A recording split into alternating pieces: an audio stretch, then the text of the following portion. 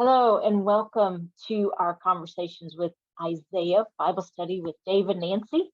I am the Reverend Nancy Springer, and I'm here with my friend and colleague, the Reverend David Matthews, and we're continuing our conversation through the book of Isaiah.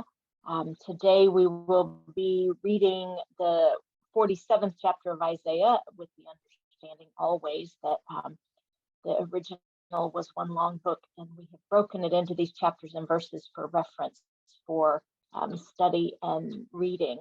And so, we're reading from the Common English Bible, but feel free to follow along with whatever version you have. Dave, you want to start us off? Sure. Isaiah chapter 47. Go down and sit in the dust, virgin daughter Babylon. Sit on the ground without a throne, daughter Chaldea, because they no longer call you tender and pampered. Take the millstones and grind flour. Remove your veil, strip off your robe, expose your thighs, wade through the rivers. Your nakedness will be exposed and your disgrace will be seen. I will take vengeance. No one will intervene. Our Redeemer has spoken. The Lord of heavenly forces is his name, the Holy One of Israel. Sit silent and go into darkness, daughter Chaldea, because they no longer call you Queen of Kingdoms. I was enraged with my people. I made my inheritance impure and put them under your power. You took no pity on them. You made your yoke heavy even on the elderly. You said, I'm forever. I'm the eternal mistress. You didn't stop and think. You didn't consider the outcome. So listen to this luxuriant one who sits secure, who says in her heart, I'm utterly unique. I'll never sit as a widow. I'll never know childlessness. Both of these will happen to you at once. Full day, childless and widowhood will envelop in full measure. Despite your many sorceries, despite your powerful spells, you felt your wisdom and knowledge spun you around. You thought to yourself, I and no one else. Now evil will come against you, something you won't anticipate. A curse will fall upon you, something you won't be able to dispel. Destruction will come upon you suddenly, something you won't foresee. Continue with your enchantments and with your many spells, which you have practiced since childhood. Maybe you'll be able to succeed. Maybe you will inspire terror. You are weary from all your consultations. Let the astrologers stand up and save you. Let those who gaze at the stars and predict what will happen to you each new moon. They are like stubble, the fire burns them. They won't save themselves from the powerful flames. There is no warming ember or fire to sit beside. Those with whom you have wearied yourself are like this, those with whom you were in business from your youth. Each has wandered off on their own way, and none will save you. The word of the Lord. Thanks be to God. So, David, what is our context here? Give us a little historical and cultural framework around this. So we're looking right now at the book of Isaiah chapter 47. And it's important for us to remember that Isaiah was written over a very extended period of time. One thing that we have trouble with, of course, is dating the book of Isaiah and certain chapters of it. Where do certain things happen historically? We generally understand or believe this part of Isaiah to have been written after the first captivity. So the northern kingdom is taken into Assyria. And then this is written before the second captivity. Now, there are some commentators, of course, who believe this is written after the release of that second captivity. And so it's hard to date this and understand. But what we do understand or believe that this section is a prophecy against the nation of Babylon. So if this is written after the first captivity, before the second captivity, Babylon is the superpower at this point in time. They have just conquered the Assyrians. This is before Persia has consequently conquered them. And this is the point where Babylon is at its zenith, at its highest height of its power. And so it's a direction against a directive against them, what God is saying about their power and who they are. So God is recognizing, or the text is about recognizing God's judgment on Israel, but also recognizing that God is now going to bring judgment also upon Babylon, that they are not free from this. It's not because of Babylon's righteousness that Israel is taken into captivity, but it's rather to purge and to cleanse Israel itself of their sin. And so in our last chapter, in chapter 46, at the beginning, we talk about the idols of Babylon. We talked about Nebo and we talked about Bel as the different gods of Babylon. Babylon, like many different polytheistic religions, had a pantheon of gods, multiple different ones. And so those were just two of them. And so here we have different language to talk about Israel and their nakedness, their disgrace will be seen, is different language about stripping down of who they are, of their pride, of what they think of themselves because they're the most powerful nation in the world, recognizing they're not powerful because of themselves, because of their own greatness, but simply because God has allowed that to happen. And so that's kind of where we fall at this point. So it has a couple of different contexts and meanings, of course, and as to this letter. And there's a little bit of contention, Nancy, we talked about this before, as to who this letter is, of course, written to. Is this letter written, this part, written to the Babylonians themselves? Is this prophecy that the Babylonian people are supposed to read? Or is this a letter that's phrased as written to the Babylonians, but really it's intended to be an encouragement to the people of Israel, showing them, look, God is against what Babylon is doing here. And so God will restore you. And so there's a little bit of could be one, could be the other. And that's kind of where we sit in our context.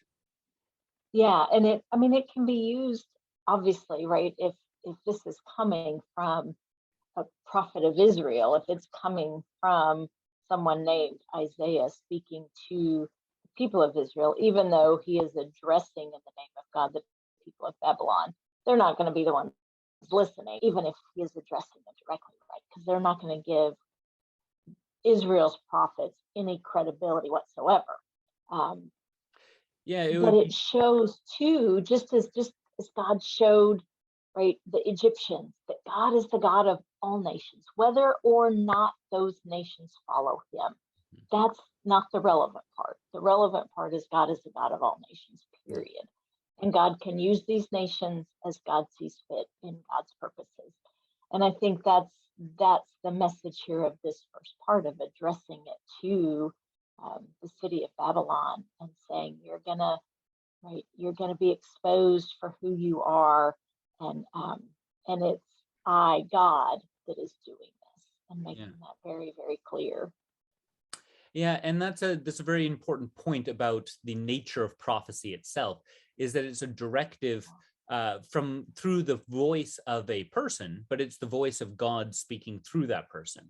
And so in our modern context, it might be like a YouTube commentator or something like that, who normally talks to the people of a certain nation about how the nation's doing and what's going on, but something big happens in the world, and so they speak out towards that conflict, or towards might be today towards one nation that might be invading another nation, and so speaking towards those people.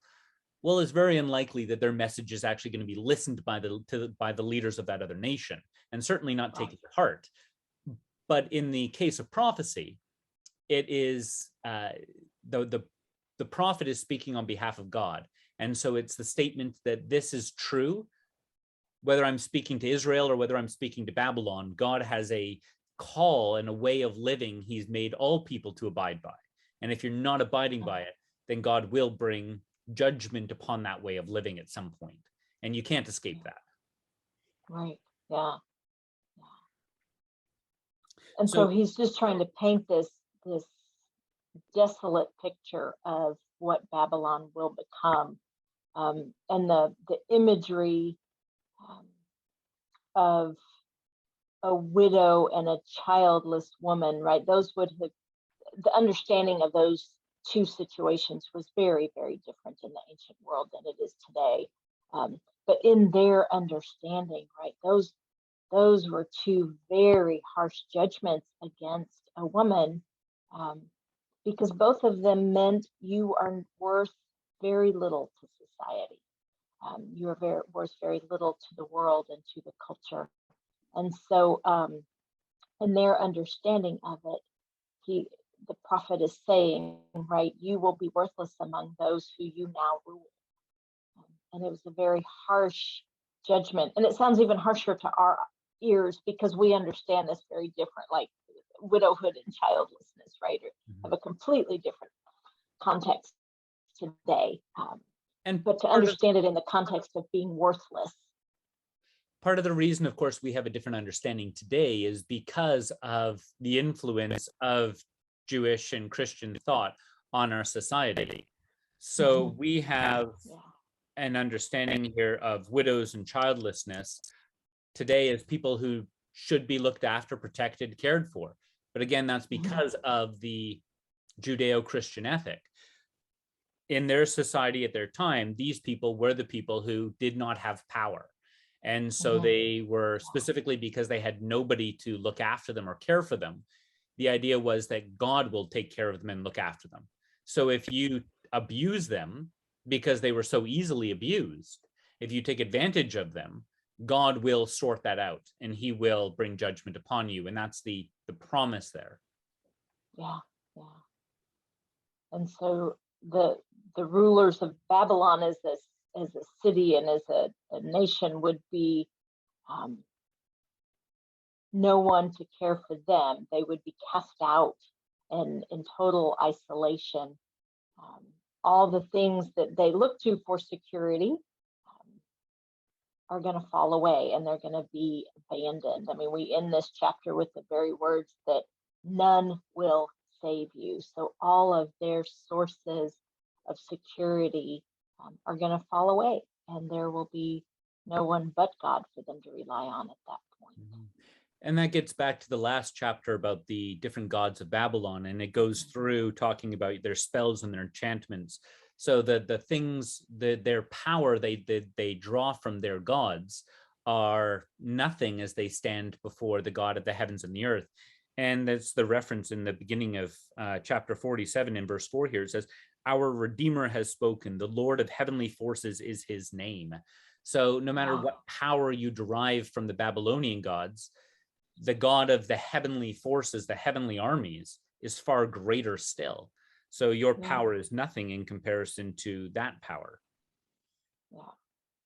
And so that, again, all of this is talking, it uses image after image referencing the Babylonian beliefs and gods, and just holding contrasting that with the power of God's armies and saying, look, yeah, your power might be more powerful than the Israelite people when they've walked away from God.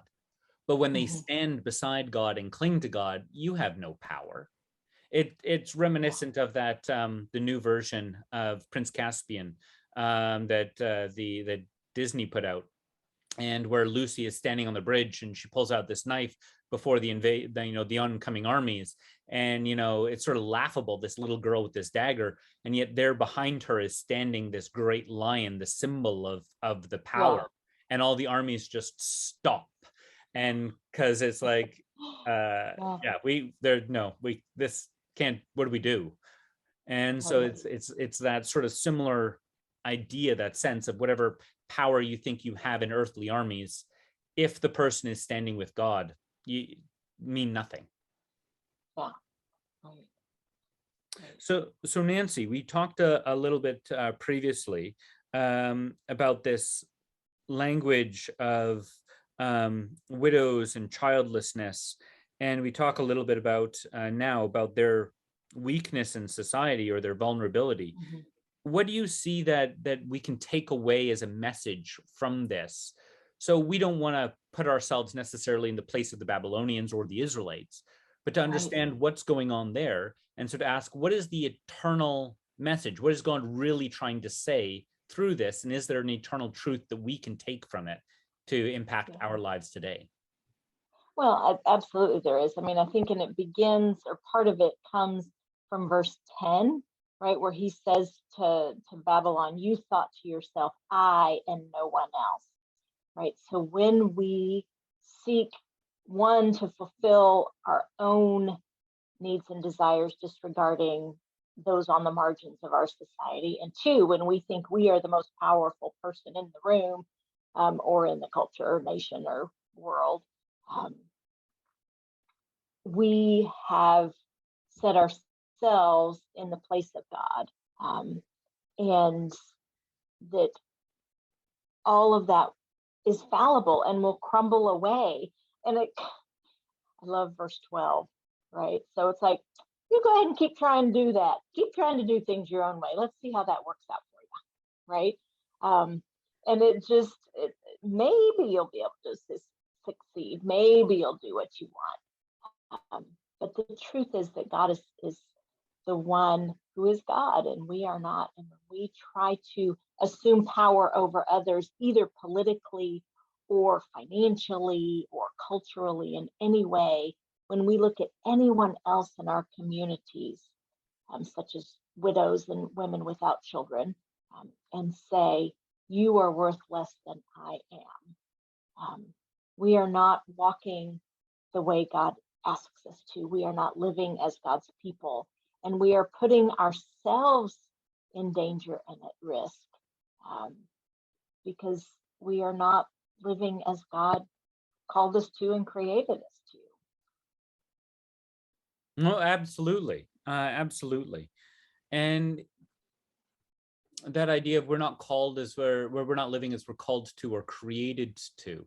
I think that I find to be very telling in our society, because we are called and created to live according to the word of God. And yet Israel in chapter 46 is condemned for following after these idols of other nations.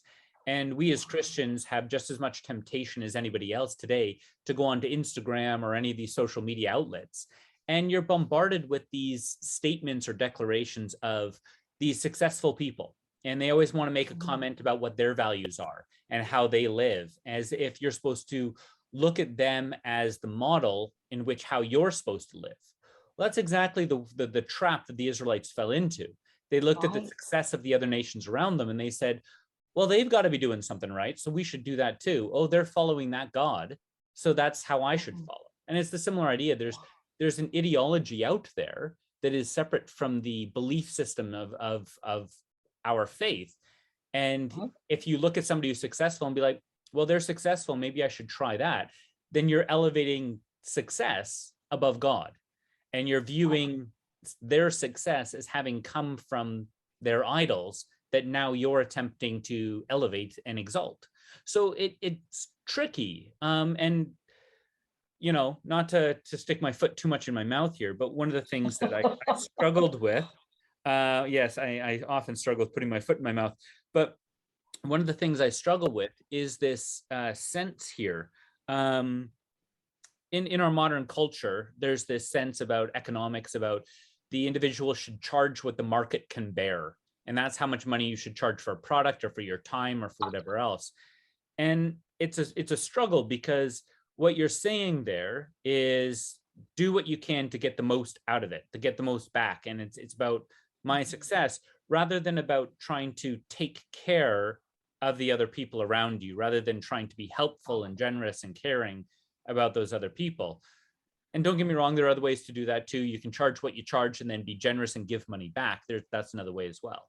But I find that sometimes that idea of you charging what the market can bear becomes a way in which we we abuse widows and orphans and other people, because there's no way they can stand up to that. They have to pay it, because there's no way they can say no to it. They can't go and create a new marketing system like Amazon or create a new computer like Apple or Microsoft. They're beholden to these products that these people have created, and they don't have a way out of it. And so it's not about, these people can keep charging what the market will bear, because people will have to keep paying regardless. It's not about actually, so nobody is actually defending in that case the widow and the orphan. Right. And we build our culture around these things being necessities, right? That not everybody can afford. And, I mean, just try to, this in the American system, right? To try to make a doctor appointment today in this day and age, right? So many doctors are going to online booking only. And if you don't have internet access and you don't have a smartphone and how do you even get to your medical care? Yeah. And so it's Absolutely. Under COVID, under COVID, we saw a big shift, I think, culturally and societally, where we have moved from like even attending church, right? The big factor as to whether you could really be part of a community or not was your ability to physically attend. You'd always have groups that would go out and attend to the people who couldn't, but generally that was the limiting factor. But through COVID, the limiting factor has not become physical attendance, because nobody could physically attend. But the limiting factor became, did you have internet? So could you watch the live stream of the service? Could you email the people in the congregation to talk to them? And so that became. If you have the ability, right, to even understand that, right? The older folks in our congregations who didn't use Facebook and YouTube and all of those things, right, struggle to even connect and to be a part. And so, we didn't consider all of those things. I mean, we didn't have a choice, right? We had to shift some way because everybody was told to go home and stay home. But we need to always consider how our actions are going to impact the entire culture and community that we're with. And when we put ourselves over and above anyone else, right, we're putting ourselves at risk of the same being done to us at another time. And so we have to, when we want to limit the speech of another group, that puts our own freedom of speech at risk. When we want to limit the religious practices of another group, that puts our own religious freedom at risk. And we forget that it goes both ways, I think. Yeah, and that's a very real temptation, because often that can be walked out in the best of sense or desires. I'm going to limit your speech because you might be speaking abusively towards some other group. So I want to stop the abuse. So I limit your speech. But the problem is then at some point in time, somebody might redefine what abuse is, and suddenly you're the abuser, or might redefine who is the protected class, if you will, or group, and suddenly you're the abuser. And so that's a real problem. And so the people who step into that role of limiting that speech are really attempting to take on the role of being a king or a queen. And it's like, that's not a right you have, and not a right I'm giving you. Right. Yeah. And so it's it is all comes down, and we talked about this a little in the previous chapter, I think, too. But right, the message over and over again is to remember. It's God reminding the people of Israel that God is God, and one, they are not, and two, neither is any of the idols of the country in which you live, right? Yeah. And What you placed your being reminded. Yeah, what you place your trust in to get success is not God either. Those things are hollow, and they will not lead to success. That's not the true reason that those people actually succeeded. It wasn't because of those things. And that's important for us all to remember. Now, there are, of course, some truths that are biblical truths that non-Christians can bring into their lives that are godly truths that will make you successful, i.e. being diligent, being honest, being hardworking. All these things will lead to success, whether you're a Christian or not. Respecting the dignity of all human beings, right? Absolutely. These things will lead to success. So that's a hard thing, certainly. Yes. So we just remember there at the last verse 15, right, it sounds really sad, but I see hope under the words, right? Those with whom you have wearied yourself are like this, those with whom you were in business from your youth, each has wandered off and none will save you. And the next step, and where we'll get to in the next chapter, is God stepping into that desolation and that abandonment and saying, but I will save you, right? Mm-hmm. And so that's, and we see the end of preparation that for sentence that. is not the end of the story. Mm-hmm. And we see the preparation for that in verse 4, of course, where it says, our Redeemer has spoken. So this sense of that there is a Redeemer. There is somebody who can bring us out of the mess we've gotten ourselves into. And by turning ourselves over to him. And it's hard to, of course, do that because there are so many times in which our nationality or our national or our cultural voice is so predominant in our lives, we have equated that or morphed that into being part of the Bible, even though it really isn't. We have equated certain, buzzwords or statements into being part of being in part of God's statement, even though that's not necessarily, like, using as an example what you just said, the dignity of every human being. It's like, absolutely, that it is so true. However, there are groups out there that have taken that statement to mean certain other things, when in fact that's not necessarily true. So it's all very it's a reminder to all of us that we need to turn our hearts and our minds back first and foremost to Scripture to get the definitions and understandings of things, rather than simply our culture, because our culture will is blinded to the gospel in certain parts. Yes, it takes the gospel and distorts it to put ourselves in the place of God, right? Our culture is always wants to be the God of our lives rather than the true God who created us. Absolutely.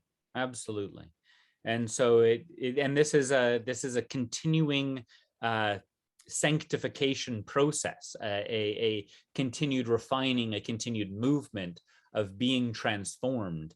That idea that Paul talks about, be renewed by, be transformed by the renewal of your mind. As a constant transforming, and it's a constant renewal. And that's how it happens.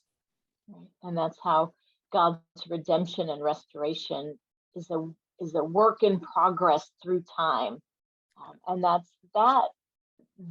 truth is what enables us to look at these ancient writings and say, what is the truth we can bring into our culture and our time today to help us be better at living into who God calls us to be and who we are as God's children. Absolutely. Nancy, I don't have anything left from this chapter that I was wanting to bring up. Is there anything that we haven't covered yet that you want to touch on? I think that's about it. Yeah, it's like all of this. Stay tuned for the next one as we there's less destruction, a little more hope again. Yep, it goes in cycles, it seems. Yep, it does. Okay. Well, folks, God bless, and we'll look forward to seeing you next week. Bye-bye. Bye.